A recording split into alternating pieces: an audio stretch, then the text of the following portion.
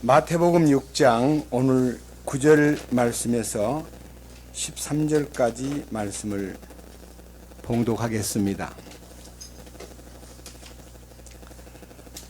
그러므로 너희는 이런 식으로 기도하라. 하늘에 계신 우리 아버지여, 아버지의 이름이 거룩히 여겨지게 하옵시며 아버지의 왕국이 임하옵시며 아버지의 뜻이 하늘에서 이루어진 것 같이 땅에서도 이루어지이다.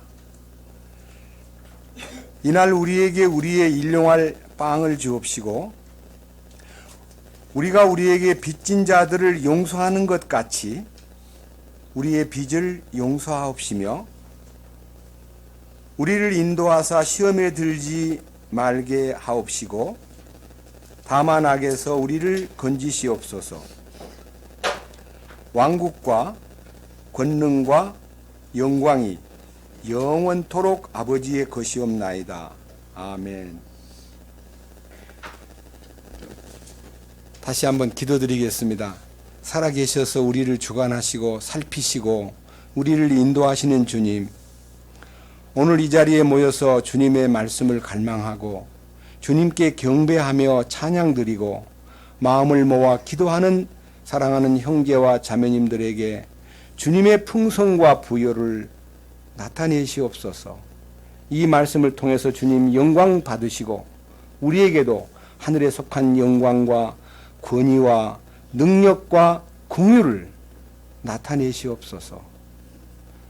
우리 주 예수 그리스도의 이름으로 기도드렸습니다. 아멘.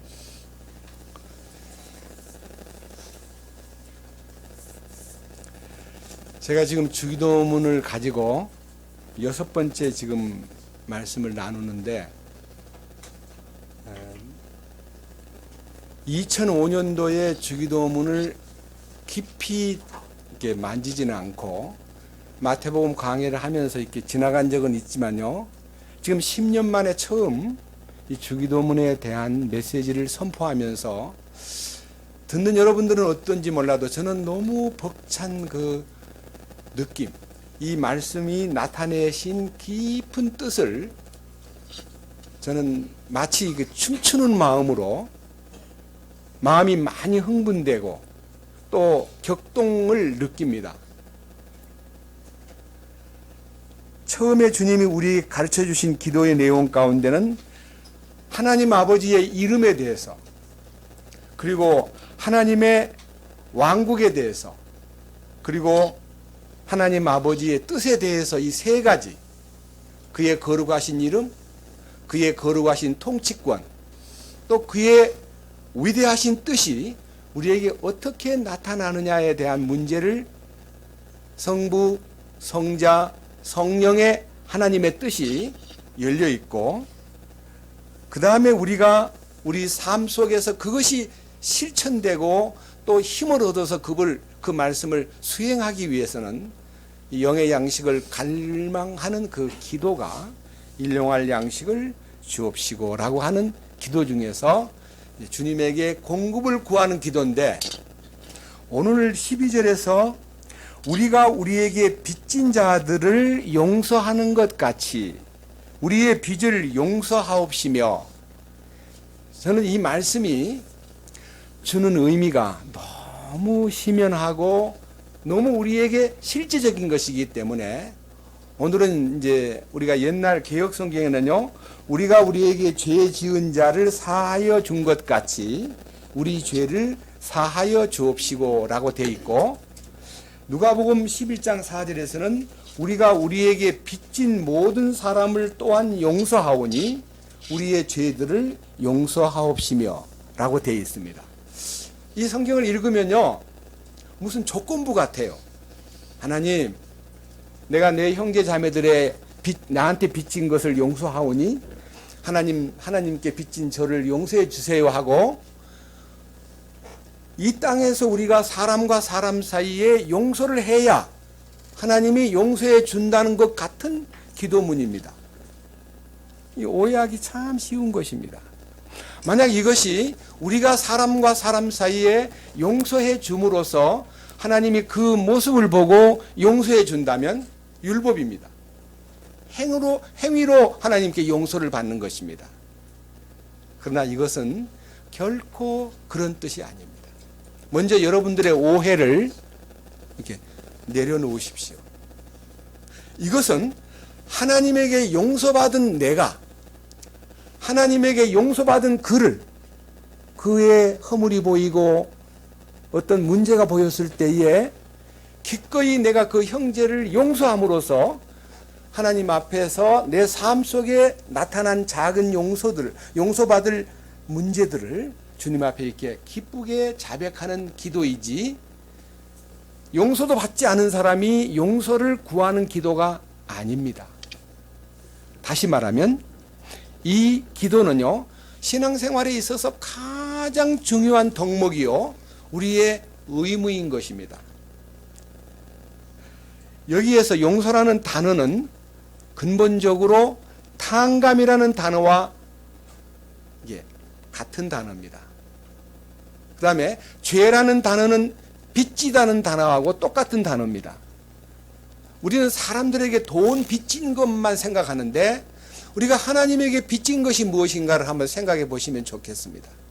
하나님이 놀라운 은혜를 베풀어 주시고 우리를 사랑하시고 우리를 먹이시고 우리를 공급하시고 우리를 인도하시고 엄청난 은혜를 받았는데 그 은혜에 대해서 감사하지 못한 것, 또 그 은혜를 받은 사람답게 살지 못한 것은 하나님에게 빚을 진 것입니다.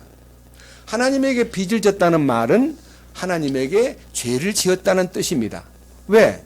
정상적으로 그분에게 감사하고 그분을 찬양하고 그분을 의지하고 그분만 바라보고 그분에게 우리의 심령이 고정이 돼야 되는데 그렇지 못할 때 우리는 하나님에게 빚을 진 것이 되는 것입니다. 왜냐하면 감사해야 될 일에 감사하지 아니하였으므로 우리는 하나님께 빚을 진 것입니다. 그런 면에서 우리는 일생 동안 하나님 앞에 진 빚이 얼마나 많은가는 성경에서도 표현된 것이 천문학적인 숫자입니다. 상상도 못할 숫자입니다. 자, 이런 문제를 아주 포괄적으로 아주 깊이 있게 다룬 성경이 마태복음 18장입니다. 한번 마태복음 18장 말씀을 읽어보겠습니다.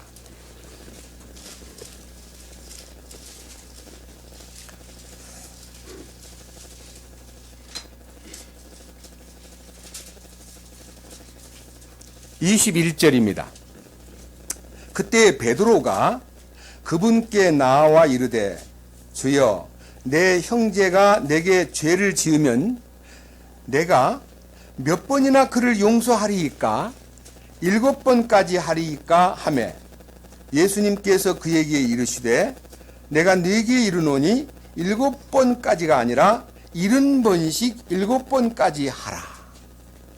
베드로가 예수님에게 용서를 해주는 그 방법에 대해서 최소한 한 7번까지 하면은 참 좋겠지요 하고 물어보니까 아니야, 70번씩 7번까지 하라라 그렇게 말씀하심으로써 상상도 못할 용서를 요구하시는 겁니다. 그러니까요, 상상도 못할 요구를 하신 예수님은 우리에게 상상도 못할 용서를 했다 이 말입니다.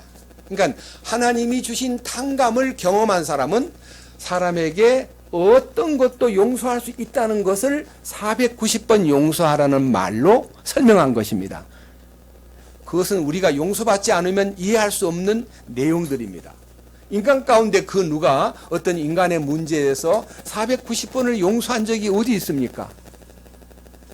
저는 우리 집에서 어린아이를 기를 때, 이제 아이들이 성장해 갈 때 약속을 3번까지 해가지고 3번 어기면 그때는 내가 너한테 결코 용서하지 않고 매를 대겠다 이렇게 약속해가지고 잘못한 것이 있으면 한 번은 용서합니다.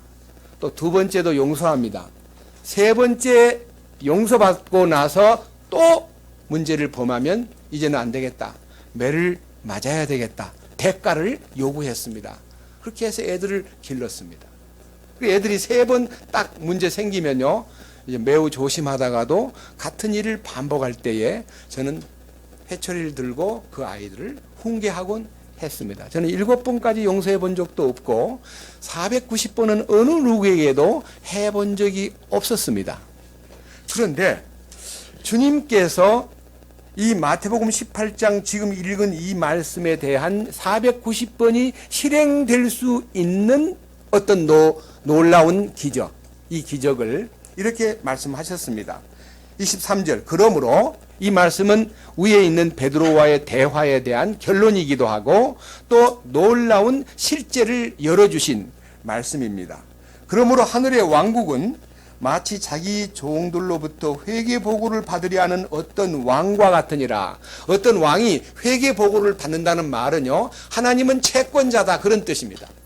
하나님이 채권자로서 빚쟁이한테 회개의 결산을 요구하는데, 그 다음 24절에 뭐라 그랬습니까? 그가 계산을 시작할 때에 그에게 10,000달란트 빚진 한 사람이 그에게 끌려왔으나, 여기에 10,000달란트 빚진 자가 어떤 사람이냐고 묻지 말고 여러분 스스로가 이 사람은 나다라고 생각하고 성경 읽으면 주님과 나 사이에 나는 10,000달란트 빚을 진 사람이다라고 생각하면 됩니다. 그 다음 보십시오. 그가 갚을 것이 없으므로 그의 주인이 그에게 명령하여 그와 그의 아내와 자녀와 그가 가진 모든 것을 팔아 갚게 하니. 여러분, 우리 중에서 너무 힘이 들고 생활에서 너무너무 어려움을 극복하기 위해서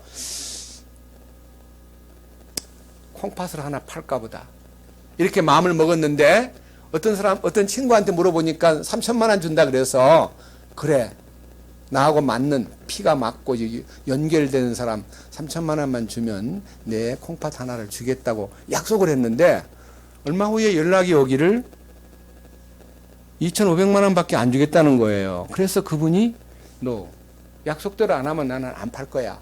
그러다가 세월이 지나가지고 지금은 콩팥을 팔지 않아도 될 만큼 이제 회복이 된 건데, 우리의 건강한 몸에서 내 몸에 있는 어떤 것을 다 팔아도, 또 내 자식과 내 아내까지 팔아도 하나님에게 갚을 것이 부족한, 그것이 우리입니다.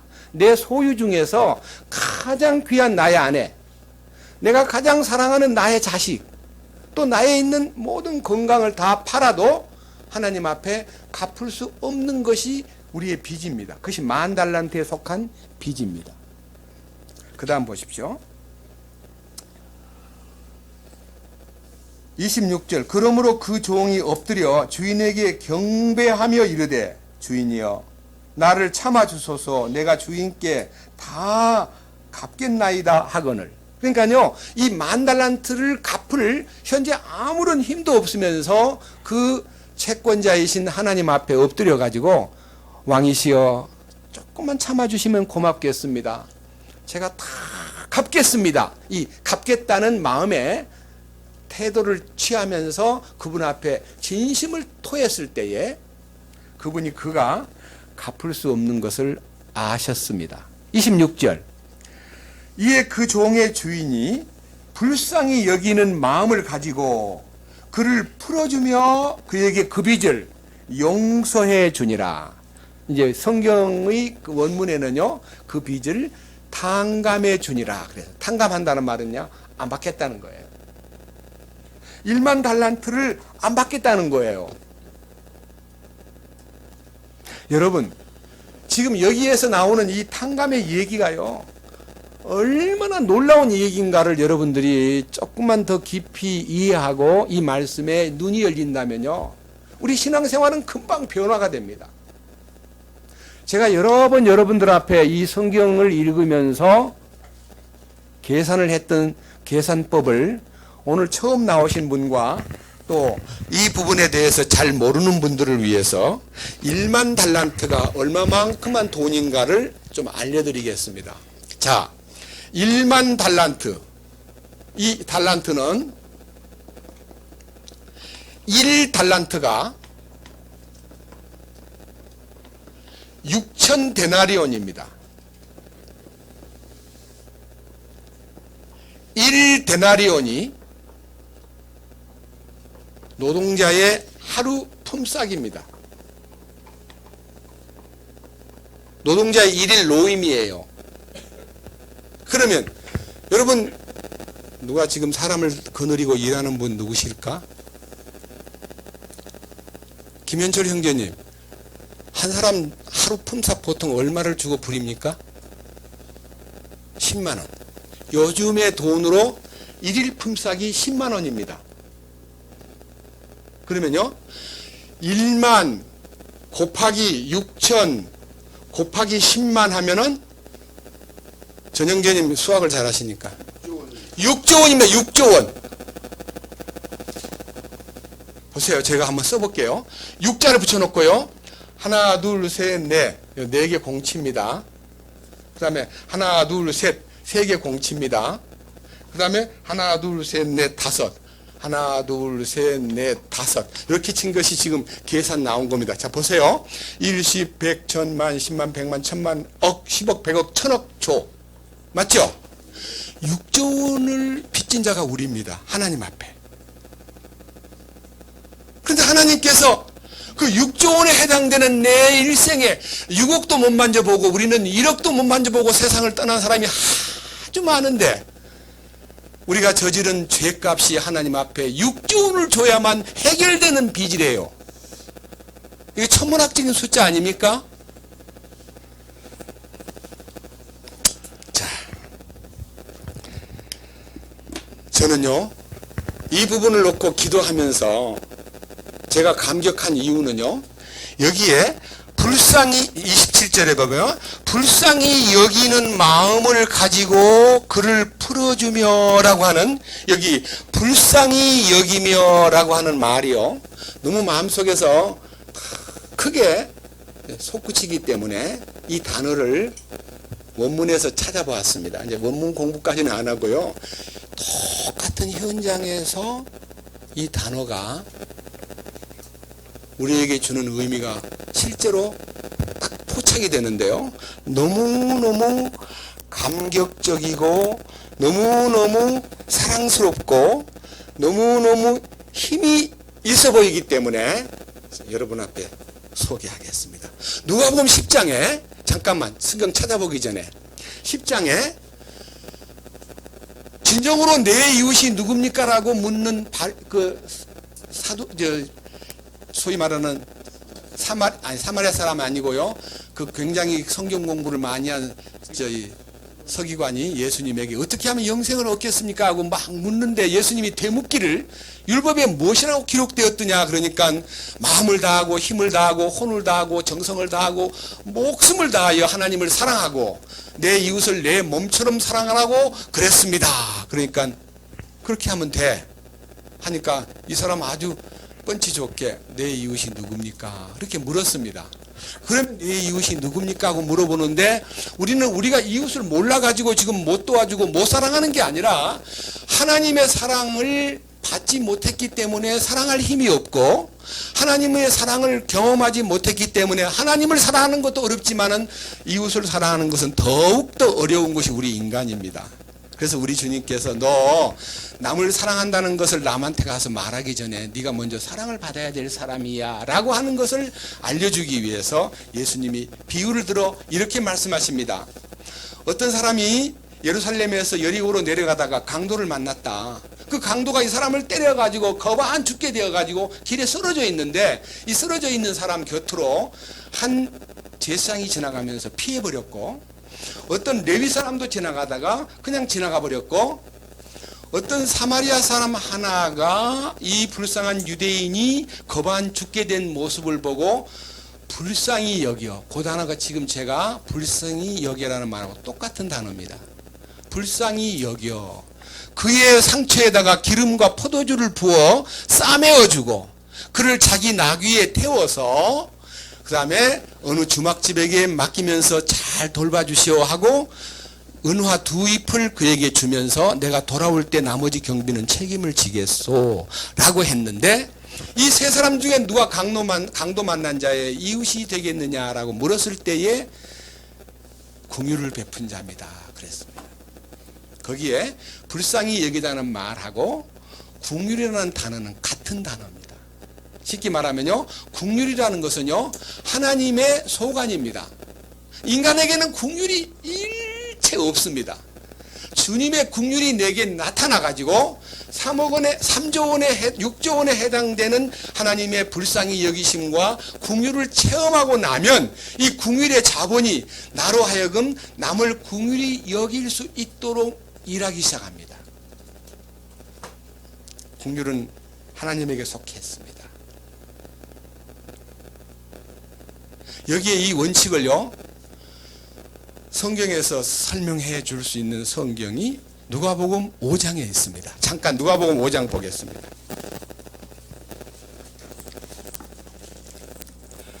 누가복음 5장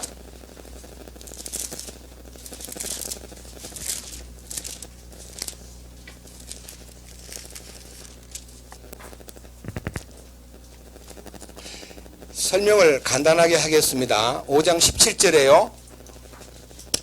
우리 주님께서 이제 복음을 가지고 역사하고 있는데 18절에 보니까 어느 날 마비병 걸린 사람이 예수님 계신 곳으로 이 사람을 데리고 와서 예수님에게 치료받기를 갈구했으나 예수님을 너무 많은 무리가 에워싸서 그를 도저히 만날 수가 없기 때문에 예수님이 계시는 방 안에 예수님에게로 이 사람을 인도할 길을 찾지 못한 그들이 지붕으로 올라가 가지고 지붕을 이렇게 들춰내서 위에서 이 침상을 4명이 줄달아 가지고 예수님 계신 자리로 침상을 내려보내는 순간 예수님이 그들의 믿음을 보시고 이 병자에게 이르시되 이 사람아 내 죄를 용서받았느니라 하고 얘기를 딱 꺼내자마자 21절 서기관들과 바리새인들이 따져보기 시작하며 이래. 따져본다는 말은요, 겉으로 따져본 게 아니라 마음속으로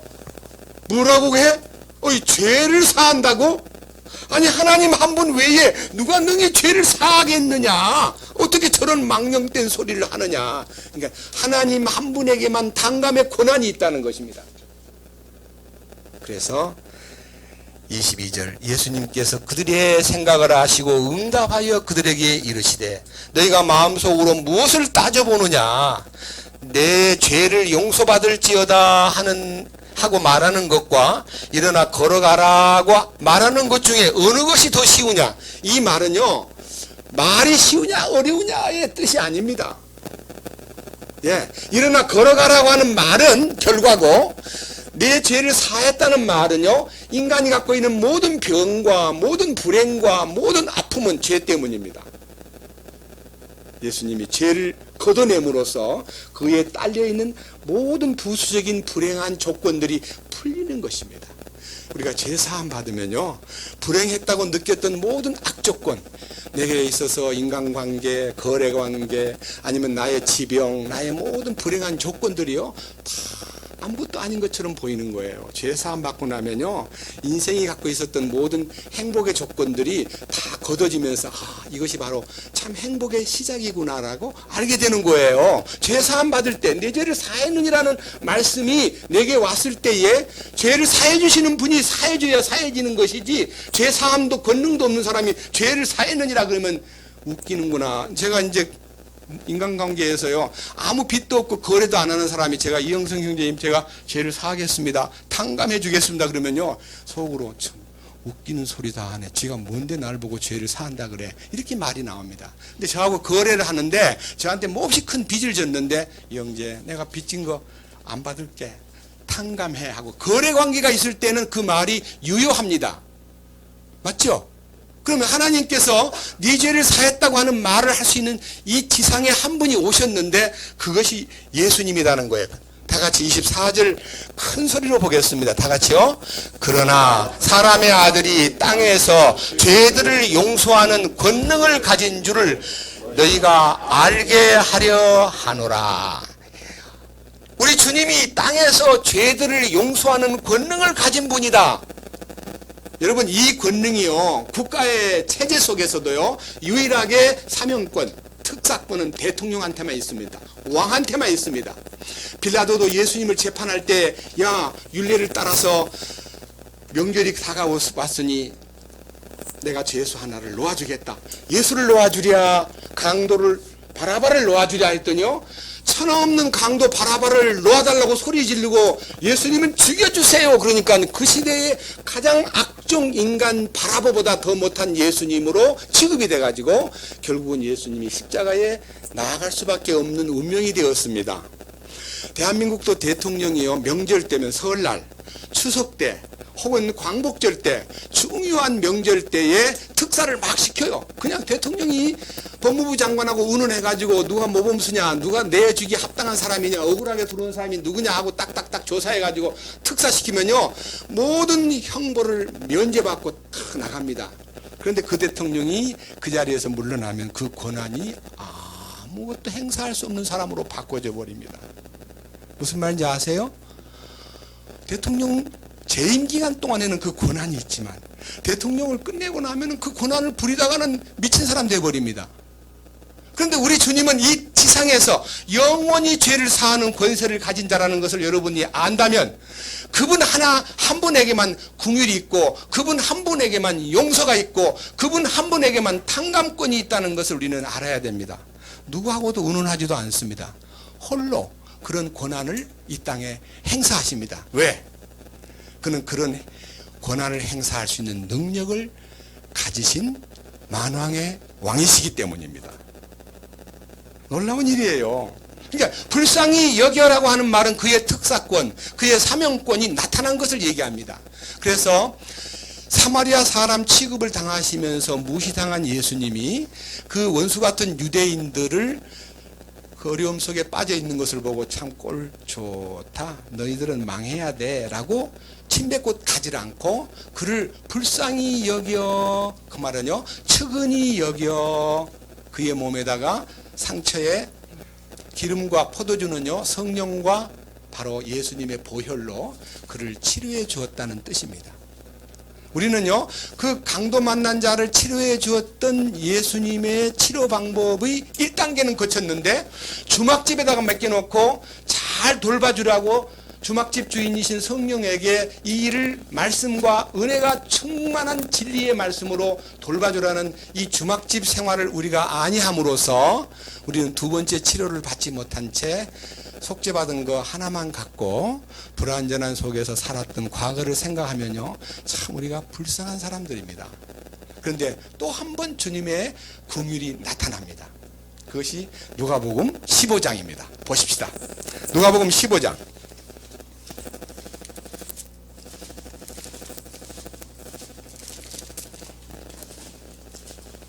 누가복음 15장에 세 가지 비유가 있습니다. 하나는 길 잃어버린 100마리 양 중에서 한 마리를 찾아낸 목자의 마음과 그 다음에 잃어버린 은전 10개 중에 하나를 잃어버렸는데 등불을 켜고 막 찾아서 그를 기뻐하는 여자의 마음과 그 다음에 세 번째 누가복음 15장 11절 이하에는 형제 둘이가 아버지 밑에서 잘 지내는데 아버지 제게 돌아올 유산을 주시면 좋겠습니다라고 요구한 둘째 아들의 요구를 듣고 아버지가 큰아들에게도 작은아들에게도 유산을 주었더니 둘째 아들이 그걸 싸가지고 외국으로 이민을 가서 아주 방탕하면서 모든 걸 다 잃어버리고 이제 거지가 되었습니다.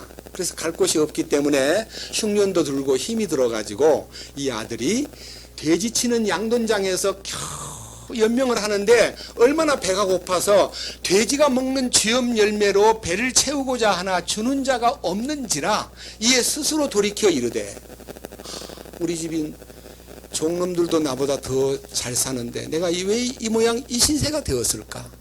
내가 하늘의 죄를 짓고 우리 아버지께 죄를 지었기 때문에 아버지의 아들이라는 것은 감당할 수 없는 이름이고 우리 아버지 집에 내가 종으로라도 가서 취직을 하면 굶어 죽지는 않으리라 하고 돌아가서 이제 아버지 곁으로 가는데 아버지가 그 아들을 멀리서 보고 자 보세요.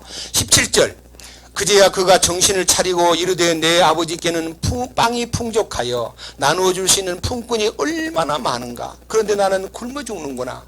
내가 일어나 내 아버지께 가서 그분께 이르기를 아버지 내가 하늘을 대적하여 죄를 짓고 아버지 앞에 죄를 지었사오니 여기가 죄를 짓고 하는 것은요 빚을 지고 빚을 졌사오니라는 말하고 똑같은 겁니다. 죄는 빚을 진 겁니다. 자 그런데 더 이상 아버지 아들이라 불릴 자격이 없나이다. 나를 아버지의 품꾼 중 하나로 삼아 주소서. 더 이상 아버지의 아들이라 불릴 수 없습니다는 것은 자기를 부인한 겁니다. 나는 아버지 아들 아니에요? 라고 묻질 않고 나는 아버지 아들이라는 자격이 없습니다. 나는 아버지에게 너무 큰 빚을 지었기 때문에 아버지 아들이라고 불릴 자격이 없습니다. 나를 품꾼으로라도 하나 써주십시오. 라고 말씀을 드렸을 때에 이렇게 말을 하리라고 결심을 하고 20절 일어나서 자기 아버지께로 가니라. 그러나 그가 아직 멀리 떨어져 있을 때에 그의 아버지가 그를 보고 어떻게 됐습니까? 불쌍히 여겨 달려가 그의 목으로 껴안고 그에게 입을 맞추며 여기에 불쌍히 여겨라는 단어가 아까 10,000달란트 빚진 자를 불쌍히 여긴 거나 여기 탕자가 돌아왔을 때에 그를 불쌍히 여긴 거나 선한 사마리아 사람이 유대인이 다 죽어가고 강도를 만나가지고 다 죽어가고 있을 때 그를 불쌍히 여겨라고 하는 말이 똑같은 단어입니다. 이 단어는 그냥 단순하게 불쌍히 여겨가 아닙니다. 큰 긍휼을 나타낸 현장입니다. 다니엘 9장을 한번 보십시다. 구약성경 다니엘 9장. 다니엘은요 에스겔 다음에 다니엘이 있습니다. 이 다니엘 9장은요 내용이 뭐냐 하면요 성경을 보다가 다니엘이 예레미야를 발견합니다. 예레미야의 대언자 예언을 발견합니다. 자 여기 2절 보겠습니다. 곧 그의 통치 제1년에 나 다니엘이 책들을 통하여 주의 말씀이 대언자 예레미야에게 임하사 알려주신 그 횟수를 깨닫되 그분께서 예루살렘이 황폐한 가운데 70년을 채우시리라 하는 것을 깨달으니라. 그러니까요 이 다니엘이 성경을 보다가요 예레미야 25장에 이스라엘 민족이 포로돼 가지고 바벨론으로 노예로 팔려가서 70년이 차면은 돌아올 수 있게 해준다는 약속을 딱 발견하고 나서요 너무너무 감사해서 하나님 70년 아니라 50년 좀 땡겨주십시오 하고 하나님의 계획을 바꾸려고 하지 않고요 하나님 계획대로 하시되 주여 먼저 하나님 긍휼과 용서가 필요합니다 하고 이제 금식을 하는데 자 3절 또 내가 금식하며 굵은 베옷을 입고 죄를 덮어 쓴 채 주 하나님을 향하여 내 얼굴을 고정하고 기도와 간구로 구하니라. 내가 주 내 하나님께 기도하고 자백하며 이르기를 오 주여 하나님을 사랑하고 하나님의 명령들을 지키는 자들에게 언약을 지키시며 긍휼을 베푸시는 크고 두려우신 하나님이여 우리가 주의 훈계와 주의 판단의 법도를 버리고 떠남으로 죄를 짓고 불법을 행하며 사악하게 행하고 반역하였나이다. 또 우리가 주의 종 대언자들이 주의 이름으로 우리들의 왕들과 우리의 통치자들과 우리의 조상들과 그 땅에 온 백성에게 말한 것을 귀에 기울이지 아니하였나이다. 오 주여 의인은 주께 속하고 이날과 같이 당황한 얼굴은 우리에게 속하되 곧 유다 사람들과 예루살렘 거주민들과 가까운 데나 먼 데 있는 모든 나라의 온 이스라엘에게 속하나이다. 그들이 주를 대적하며 범법한 그들의 범법으로 인해 주께서 그들을 두루 그 나라들로부터 쫓아내셨나이다. 오 주여 우리가 주께 죄를 지었사온즉 당황한 얼굴은 우리와 우리의 왕들과 우리의 통치자들과 우리의 조상들에게 속하며 9절 비록 우리가 주 우리 하나님께 반역하였을지라도 긍휼과 용서는 하나님께 속하나이다. 긍휼과 용서가 누구 거라고요? 하나님에게만 속한 권한이라는 겁니다. 우리 인간들이요, 누구를 용서한다는 말도 다 새빨간 거짓말입니다. 용서는 형식으로 하고요, 어느 날 좀 못되게 굴면요, 용서를 취하시켜버리고 다시 되들고 다시 싸우고 하는 것이 인간입니다. 궁일이 여기는 마음도요, 우리 조금은 있는 것 같아도요, 가짜입니다. 가짜. 임시 변통에 불과합니다. 하나님의 긍휼과 하나님의 용서가 내게 이루어져야만 나도 남을 긍휼히 여기고 용서할 수 있는 힘이 생긴다는 것입니다.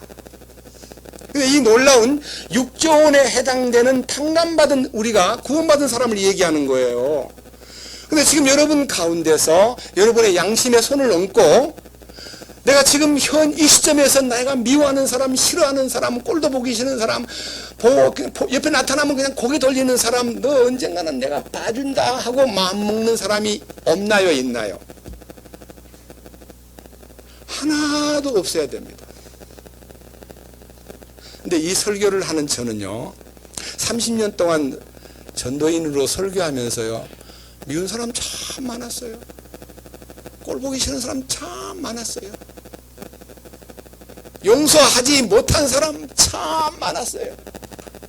뭐라고 얘기를 했냐면요, 사람인데 어떡해, 사람은 감정의 동물인데, 사람은 나약한 존재인데, 나도 그렇고 지도 그렇지 뭐, 이렇게 서로가 서로에게 부족한 점을 위로받으면서 나는 어쩔 수 없는 속물이야, 나는 죄덩어리야, 그러니까 난 죄를 짓지, 그러니까 하나님이 영원한 속죄를 해주신 것 같고 나는 이제 주님 앞에 자백을 함으로써 이 문제를 풀어갈 거야 하고, 이 자백이라는 도구로 나의 실패와 잘못을 적당하게 하나님 앞에 그냥 정당한 길인 줄로 착각을 했습니다. 근데 이제 성경을 봅시다.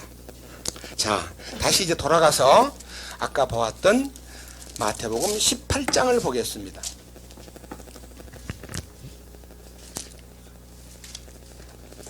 28절. 그러나 바로 그 종이 6조 원 왕으로부터 탕감받은 그 종이 나가서 자기 동료 종들 중에서 자기에게 100데나리온 빚진 자를 만나 그를 붙들어 멱살을 잡고 이르되 내게 빚진 것을 내게 갚으라. 그러니까요, 지금 현재 100데나리온 빚진 사람이, 친구 중에 한 사람이 길에서 딱 부딪혔는데 이 6조 원 탕감받은 사람이 그 멱살을 딱 잡고, 야, 내 빚 갚아. 그 빚이 얼마냐 그러면요, 100데나리온이에요. 일일 품삯이 10만 원이면 100데나리온 곱하면 얼마입니까? 1000만 원밖에 안 돼요. 그러면 이 6조 원 나누기 1000만 하면은 얼마인 줄 아세요?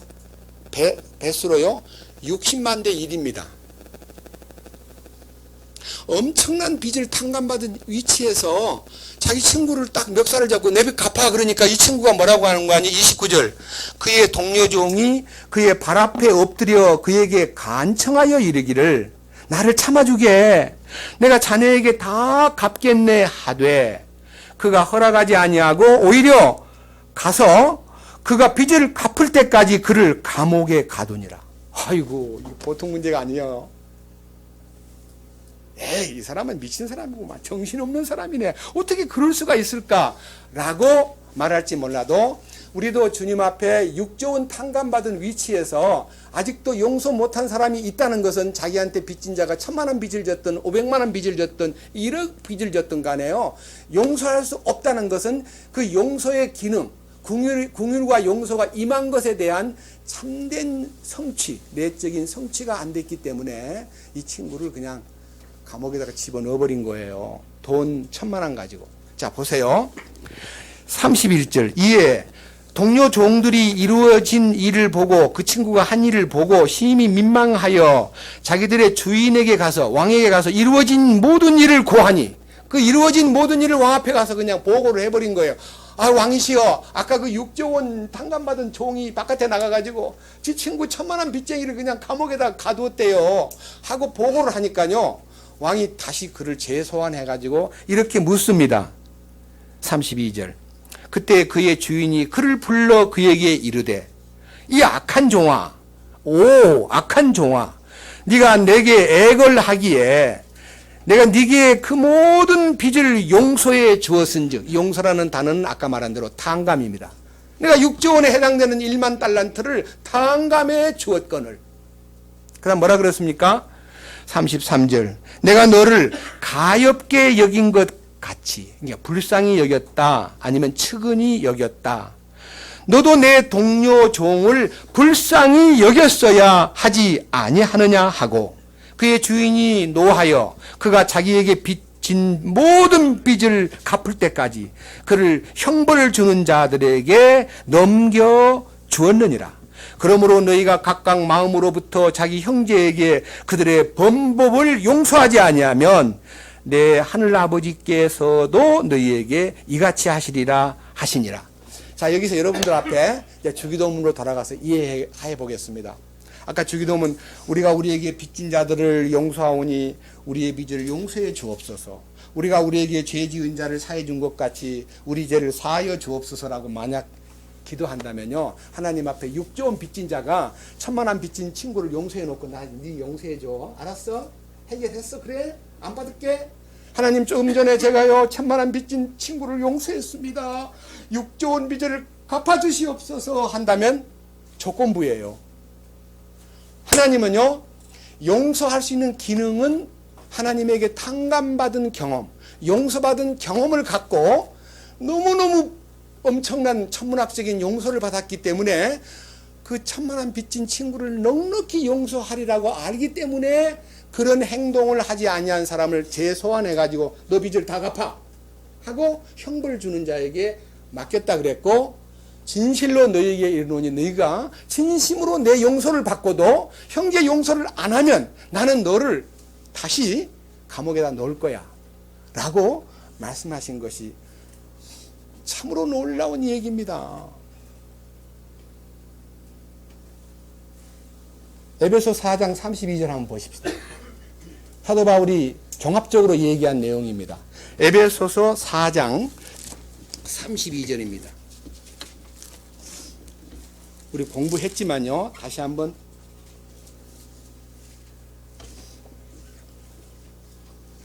에베소서 4장 32절 뭐라고 되어 있습니까? 서로 친절히 대하며 상냥한 마음을 품고 서로 용서하기를 하나님께서 그리스도로 인하여 너희를 용서하신 것 같이 하라. 용서받은 것을 기초로 해서 용서하는 것이 하나님의 명령이라는 겁니다. 이 주기도문은요, 용서받은 사람에게 하신 명령입니다. 네가 용서받은 사람으로서 조금이라도 용서가 안 된 것이 있다면 용서하고 나한테 와, 이런 뜻입니다. 여러분, 지금도 우리가 아직 이 축복의 왕국복음에 들어와서 혼생명이 깨끗해졌다든지 나의 모든 인격적 변화가 왔다고 말하면서도 아직도 남 얘기하고, 아직도 안 좋은 사람 얘기하고, 아직도 자기한테 상처 준 사람 얘기를 꺼낸다면 주님께서 너 왜 그래? 여기 뭐라 그랬냐면 서로 친절하게 대하며 누구에게든지 상냥한 마음을 품고 누구에게든지 서로 용서하기를 누구에게든지 하나님께서 그리스도로 인하여 너희를 용서하신 것 같이 하라. 우리는 용서 못할 것이 아무것도 없습니다. 이 얼마나 놀라운 가르침입니까? 이거는요, 우리 신앙생활에 있어서 가장 위대한 덕목입니다. 용서는요, 신앙생활에서 가장 큰 덕목입니다. 아니면 의무입니다. 의무. 이 의무를 주님께서 우리에게 주님 가르쳐 주신 기도 가운데서 용서하는 것을 더디하지 말라. 용서하는 것을 민첩히 행하라. 용서를 주님 용서받은 사람답게 용서하라. 이거를 가르쳐 주기 위해서 주님 가르쳐 주신 기도 가운데 제일 중요한 기도이기 때문에요, 우리가 우리에게 빚진 자를 용서하는 것 같이 현재형입니다. 한번 보세요. 다시 마태복음 5장 아까 보던 거요. 12절 다시 보겠습니다. 6장 미안합니다. 6장 12절. 우리가 우리에게 빚진 자들을 용서한 것이라 그랬습니까? 용서하는 것이라 그랬습니까? 용서하는 것은 현재형입니다. 맞죠? 그러니까 너는 계속적으로 용서할 일이 나타날 거다. 그의 단점이 보이고 나한테 예의 바르지 못한 점, 내 말에 뭐 귀도 안 기울이고 내 인사에도 안 받아주고 뭐 껄끄럽게 보이는 것이 있을 때도 그걸 문제 삼아 가지고 저런 게 다 있어? 그런 마음을 품지 마라. 이 얘기가요, 너무 우리 신앙생활의 중요한 덕목이기 때문에 주님께서요, 강조해서요, 뭐라 그랬습니까? 왕국과 권능과 영광이 영원토록 아버지의 것이옵나이다. 아멘. 하고 끝났죠? 근데 끝났는데 또 얘기해요. 끝나고도 또 얘기해요. 뭐라고? 14절, 15절 뭐라 그랬어요? 너희가 사람들에게 그들의 범법을 용서하면 너희 하늘 아버지께서도 너희를 용서하시려니와 너희가 사람들에게 그들의 범법을 용서하지 아니하면 너희 아버지께서도 너희의 범법을 용서하지 아니하시리라. 강조해 가지고요, 이걸 딱 부축, 다시 말하면 정법에는, 그러니까 원법에는 딱 우리가 우리에게 죄 지은 모든 자들을 용서하는 것 같이 우리 죄를 용서해 주옵소서라고 말해놓고는요, 구체적으로 또 한 번 강조하신 것이 14절과 15절입니다. 이해하시겠습니까? 신앙생활에 너무 중요한 거예요. 용서를 실행하라는 것입니다. 용서를 삶에 적용하라는 것입니다. 그러면 용서 못할 게 하나도 없어요. 근데요, 부부 사이에 싸움이 벌어졌는데, 이제 내가 옳고 그가 그래요. 내가 정당하고 그는 좀 부당해요. 나는 아무 문제가 없는데 그 사람이 잘못 생각하고 있는 거예요. 그러면요, 용서를 하려면 어떻게 하면 용서가 되냐면요, 잘못했다고 시인해. 그렇게 해가지고 자꾸 꼬드기면요, 점점 멀어져요. 잘못한 거 하나도 없는데도 어떻게 해야 됩니까? 여보, 내가 잘못했어. 잘못한 게 없는데도요, 내가 잘못했어라고 딱 불쌍히 여기는 마음으로 그의 손을 잡으면요, 사실은 제가 더 잘못했어요 하고 눈물 쏟으면서 풀어지는 것이 관계를 푸는 거예요. 맞아요? 안 맞아요? 따져가지고 잘잘못을 꼭 바르게 한다면 짚고 넘어가자. 네가 잘못했냐 내가 잘못했냐 하고 따지기 시작하면은 한참 더 멀어져 버리는 겁니다. 근데 잘못한 것도 없는데 잘못을 비인다면 용서가 되는 거예요. 그게 뭐냐? 예수님 십자가에 달려가지고 고통받을 때 누가복음 23장 46절인가요? 이렇게 말해요. 43절에 아버지여 저들을 용서하여 주소서. 자기들이 하는 것을 알지 못하고 있나이다. 예수님은 그들의 죄를 다 걸머졌기 때문에 나는 죄인으로서 나는 죄 없는 자지만 그들을 위해 내가 십자가에 못 박혀 죽는데 그들을 용서해 주소서라고 하는 그 용서를 빌었던 그 주님의 기도가요, 인류를 영원히 용서했기 때문에 요한복음 12장에 인자가 높이 들리면 어떻게 해요? 높이 들리면 뭐라 그랬어요? 모든 사람을 내게로 이끌리라 그랬습니다. 그 모든 높이 들리는 게 뭐예요? 모세가 광야에서 뱀을 든 것 같이 인자도 들려야 하리니, 그 들린다는 말은 주님 십자가의 달리심을 얘기합니다. 주님 십자가의 달리심으로 인하여 모든 사람을 내게로 이끌겠다고 하신 약속대로 지금 인류가 2000년 동안 주님 십자가의 효능에 의해서 그분 앞에 나오기만 하면 죄도 용서받고 그분의 십자가 아래 서기만 하면 십자가에 연합하여 그로 하여금 모든 옛사람의 기질과 나쁜 성품을 다 주님께서 지워버리고 새 생명의 새 마음을 주시는 놀라운 역사가 지금도 현재형으로 진행되고 있다는 것입니다. 놀라운 일 아닙니까? 이 놀라운 일이요, 우리에게 강도 만난 자로서 땅에 쓰러져 있는 사람에게 불쌍히 여기는 마음으로 접근했던 그 예수님의 마음이 집을 나간 탕자가 두 번째 돌아와서 아버지 품에 안길 때 그를 불쌍히 여겼던 그 아버지 마음이 우리에게 흐를 때 우리들도 어떤 사람도 용서할 수 있는 힘이 주어지는 것입니다. 또 하나 보십시다. 골로새 3장. 골로새서 3장입니다. 이 말씀도 옥중서신 중에서 한 부분이지만 강조점이 있기 때문에 보겠습니다. 골로새서 3장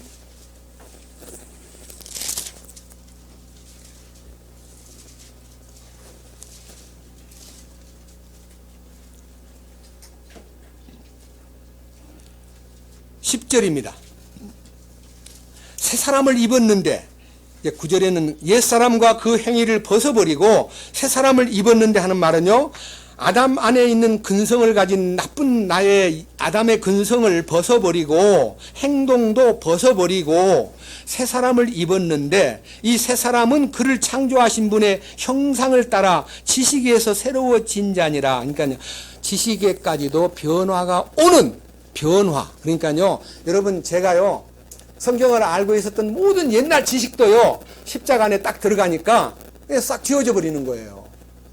옛사람의 지식도 사라지고 새로운 창조자의 새로운 지식이 이제는 머리로 아는 지식이 아니라 그분과 연합하여 동침하는 사랑의 미로가 마음에서 흐르는 참된 야다가 나의 삶에 나타나더라 이거예요.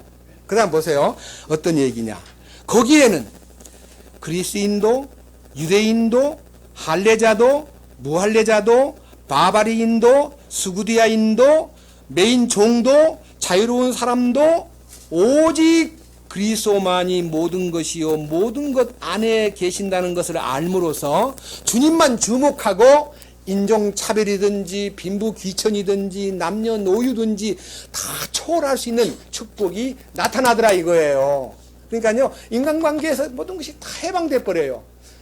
예를 들면 조그만한 꼬마가 이제 여기 지금 안 보이지만요. 예를 들면 지금 안 보이는 조그만한 유치원 다니는 아이가 서영견이 저를 부를 때요. 제 손자도 빨밖에 안 되는 애가 그 저를 부를 때요. 너무 이쁘게 들리는 거예요. 그래 참 주님 안에서 한 세대로 인정하신 거 감사하다 하고 안아주고 싶고 사랑스럽게 보이는 거예요.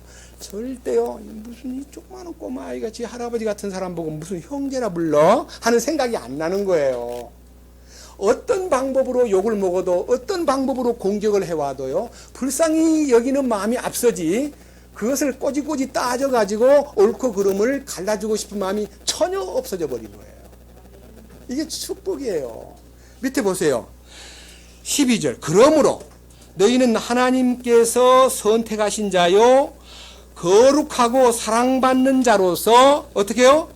긍휼히 여기는 심정과 친절과 겸손한 생각과 온유함과 오래 참음을 입고 여기서 입고라는 단어는요 9절에 옛사람과 그 행위를 벗어버리고라는 말의 연장선상에 있는 말입니다. 여러분 저가요 이틀을 입었든 하루를 입었든 간에 주일날 아침에는요 반드시 갈아입습니다. 어떤 방법으로도 땀을 흘리든 오늘 땀을 좀 흘릴 것 같아도요 새 옷을 갈아입습니다. 속옷 다. 그러니까 벗는다는 말은 입기 위한 과정이지 벗는 것으로 다 끝나는 거 아닙니다. 벗었기 때문에 새 옷을 입듯이 옛사람을 벗었기 때문에 새 사람을 입었습니다. 그 새 사람을 입었다는 말은 인격적 변화요 거룩과 사랑과 긍휼과 친절과 겸손과 온유와 오래 참음을 입는 겁니다. 누구예요? 예수님이에요. 예수님. 예수님을 입는 거예요. 그 다음 뭐라 그랬습니까? 누가 누구와 다툴 일이 있거든. 다툴 일 생겨요 안 생겨요? 여러분 구원받고요 두 번째 은혜에 십자가에 연합된 사람일지라도 다툴 일이 반드시 생깁니다. 그럼 어떻게 해야 돼요? 예, 서로 어떻게 해야 하세요? 참고는 어디서 오냐 그러면요 12절 하반절에 온유함과 오래 참음을 입었기 때문에 주님이 오셨기 때문에 참는 게 힘들어요 안 힘들어요? 안 힘들지. 아 우리 이달순 자매님 진짜 멋지다. 안 힘들어요 참는 게. 참자 하고 결심하는 거 아닙니다. 그냥 참아줘요. 참고 어떻게 해요?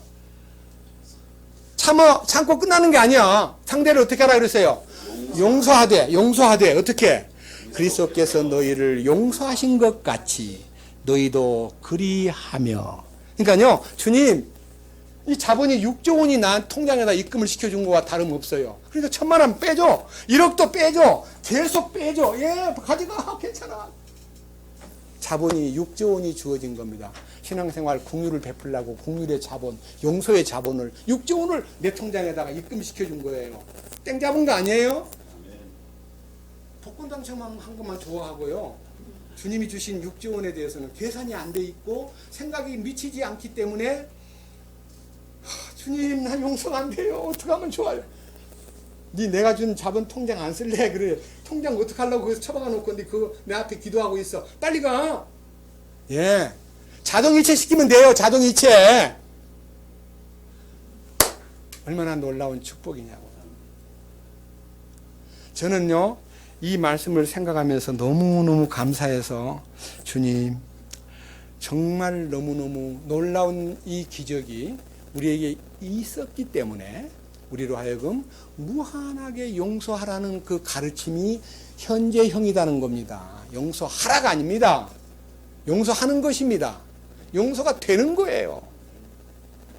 그런데요, 제가 여기 아까 읽었던 다니엘 9장 9절에 긍휼과 용서는 하나님께 속했다는 얘기를 듣고요, 계속 추구하다가요, 깜짝 놀란 게 있어요. 깜짝 놀란 얘기 하나 할게요. 여러분, 이 긍휼이 최고적으로 우리 삶 속에 나타나는, 그러니까 긍휼이 나의 속에서 성숙해져 가지고 그 긍휼이 무르익게 나타나는 그 긍휼이라는 자리가 있습니다. 긍휼이라는 자리, 예, 긍휼의 자리. 이 자리가 찾아보겠습니다. 출애굽기 30장 보겠습니다. 출애굽기 30장.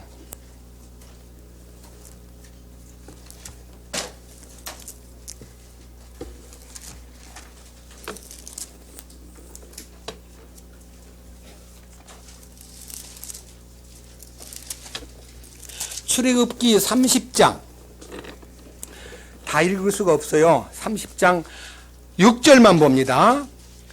제단을 그 증언 위에 있는 긍휼의 자리 앞에, 그 제단이라는 것은요, 30장 1절에 보면요, 분향제단, 기도의 제단을 말합니다. 분향제단, 기도의 단.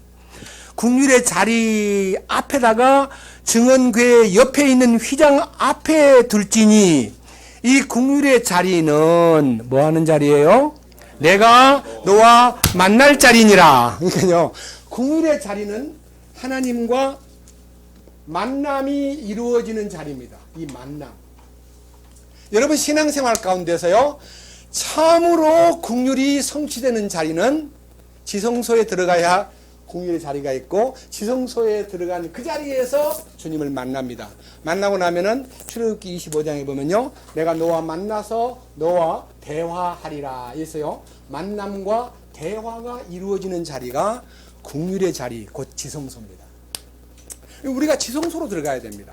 우리가 어떻게 지성소로 들어가냐? 여기 뭐 제단도 없고 어디 가야 지성소냐 하고 우리들 나름대로 지성소에 들어가는 것이 참으로 숙제인데, 주님이 지성소에 들어가도록 딱 칙령을 내렸습니다. 결정적 칙령, 왕의 칙령이 하달되었습니다. 오늘 거기에 들어가는 겁니다. 그때 다 같이 히브리서 10장 보겠습니다. 지성소에 길이 열려 있고 지성소로 들어오라고 주님께서 표를 주셨는데, 그 표가 무슨 표냐? 히브리서 10장 19절.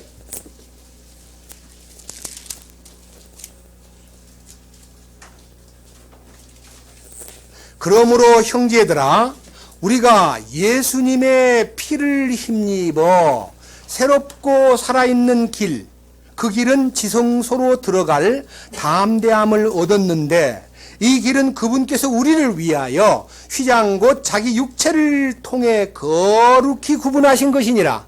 우리 주님이 십자가에서 다 이루었다고 운명하시는 순간에 성소와 지성소 사이에 가로막혔던 높이 8m짜리의 휘장이요, 쫙 갈라져 버렸습니다. 그리고 휘장이 열렸습니다. 우리 보고 하는 말이 지성소로 빨리 들어오래요. 예수님의 피를 힘입어 지성소에 들어갈, 어떻게 해요? 담력을 어떻게 한다 그랬어요?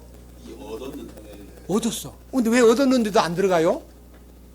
그 안에 들어만 가면 첫 자리가 긍휼의 자리입니다. 그리고 거기 가서 주님을 만납니다. 그리고 그때부터 그가 대화가 시작됩니다. 이때부터 이 긍휼이 그 속에서 잉태되는 거예요. 잉태. 내 속에 긍휼이 잉태되는 거예요. 제가요, 이 긍휼이라는 단어를 알기 위해서 성경을 이렇게 열심히 보면서 깜짝 놀란 게요. 아하, 긍휼이라는 단어는요, 히브리어로 라햄. 라햄이라니. 궁율이라는 단어가 라햄입니다. 요 단어가요. 요 단어가 이 단어예요. 이 단어. 자궁. 자궁이 뭐예요? 애기 담는 궁전이잖아요. 여인의 이 자궁은요, 여성의 태를 말해요. 태. 이 태 속에 남자의 정자가 들어가 가지고요, 자궁에 착상을 딱 하면요, 정자하고 난자가 만나 가지고 아기를 만드는데, 요 자궁이라는 것이 따뜻한 사랑의 생산 공장입니다. 그죠? 아기가 딱 착상하면요, 우리 옛날에는 몰랐어요. 우리 집사람이 옛날에 목포 집회를 갔는데, 임신 중에 갔는데 너무너무 힘들어가지고 산부인과를 갔더니요, 자궁 그 속에 있는 아기 상태를요, 딱 두 가지 모양도 보여주고 소리도 보여주는데 쿵쿵쿵쿵쿵쿵 호흡 소리가 들리고요. 이야, 그 약동하는 아이의 모습을 볼 때 너무너무 신기하게 느꼈습니다. 이 자궁은요, 하나님께서 국류를 생산시키는 공장이 네 안에 라하임으로 임한다. 너 속에 국률이 임해가지고 그 국률이 이제 나타나도록 국률을 생산하는 공장이 바로 용서를 탄생하는 거예요. 제가요, 기도하다가요, 이렇게 용서라는 자물통을 여는데 필요한 열쇠는 국률이다. 예, 국률만 딱 집어넣으면 용서가 탁 나오는 거예요. 그러니까 이 자궁 속에요, 용서라는 것이 나타나는 생산 작품인데, 주님이 이 놀라운 라햄 속에다가 국류를 딱 잉태시켜가지고 나올 때는 용서로 나오는 거예요. 용서라는 이름으로. 예? 그러니까 우리가요, 어떤 사람도 용서 못할 일이 없는 거예요. 계속 생산성이 있는 자궁이 있기 때문에. 그래서 오늘 제가 이제 여기 오기 전에 기도로, 주님 오늘 찬송가 하나 부르고 싶은데 어떻게 하면 좋지 하고 있는데, 갑자기 긍휼과 이 찬송가를 여기 딱 접어놨는데, 이다순 자매님이 찬송가 243장 부릅시다 하고 딱 했는데, 내가 아까 얘기해놓은 거 아닌가? 예약해놓은 거? 딱 보니까 예약해놓은 찬송가를 246장을 부르자는 거예요. 1절만 한번 같이 부르고 얘기합시다. 자, 1절.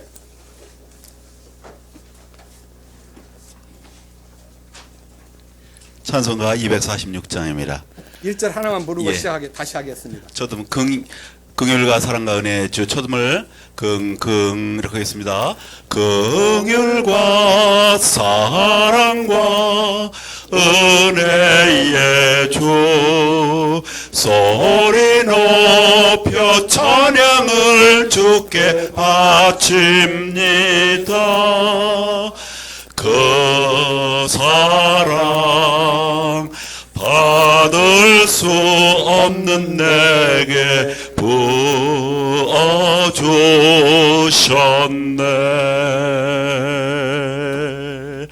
주께 내 맘 엽니다. 찬양을 드립니다. 모든 것 이루신 주님께 내 찬양과 감사드립니다.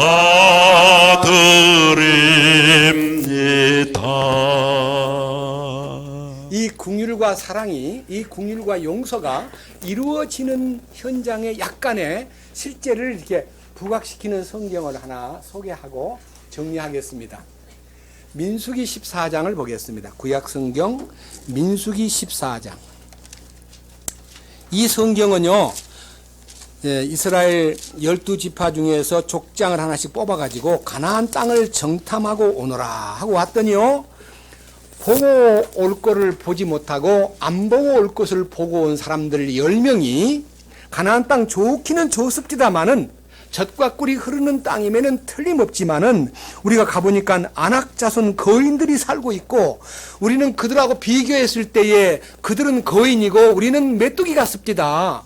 우리 여기 가서는 안 됩니다. 우리 다 망하고 말 거예요. 어떻게 거기를 간단 말입니까? 하고 가나안 땅을 악평하는 사람들 때문에 하나님의 진노가 나타났을 때 하나님의 진노는 이렇게 나타납니다.